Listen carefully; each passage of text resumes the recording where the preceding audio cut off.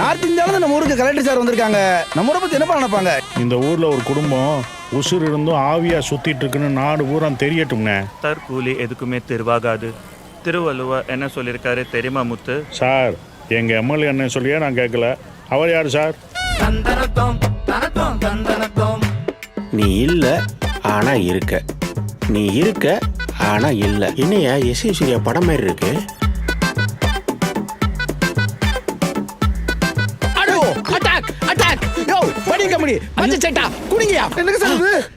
Political enemies.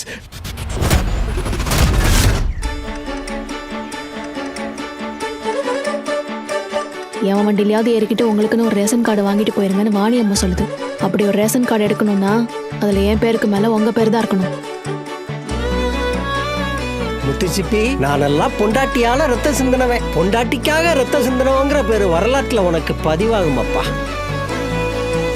But இங்க பிரச்சனையே வேற. உலகத்திலேயே பெரிய ஜனநாயக நாடு எது? இந்தியா. உலகத்திலேயே பெரிய பிளாக் மார்க்கெட்டு அதுவும் இந்தியா தான் சார். அதுக்கு தான் ஸ்மூத்தா ஒரு லைன் இருக்கு. கடவுள் எதுக்கு மனுஷனுக்கு ஓரஞ்சு மிட்டாய் மாதிரி 2 கிண்டி கொடுத்துருக்குன்னு தெரியுமா? இல்லாதப்பட்டவனுக்கு ஒண்ணு கொடுத்தா அவனும் ஹாப்பியா இருப்பான், நாமளும் நிம்மதியா இருக்கலாம். Broker rascal. நாங்க 2 பேரும் செத்து தவசமாயாச்சு. இப்ப மறுபடியும் ஒருத்த கிண்டி வேற வந்து நிக்கிறான். ஆபரேஷன் முடிஞ்சதுக்கு அப்புறம் அவங்க 2 பேரையும் நாட்டுல கொண்டு போய் டிஸ்போஸ் பண்ணிடலாம். என்ன ஊரு பீபாது. கொஞ்ச நாள் வீல் சேர்ல உட்காந்துட்டா ஏறி மிதிச்சு போகணும்னு நினைப்பாங்களா? இவங்க எல்லாம் எங்க இருந்து வந்தாங்க? ஒரு தீர்ப்பு எழுதுற அதிகாரத்தை அந்த பரபிரம்மம் ஒரு கடக்கோடி மனுஷன்ட்டு கொடுத்துருக்கு.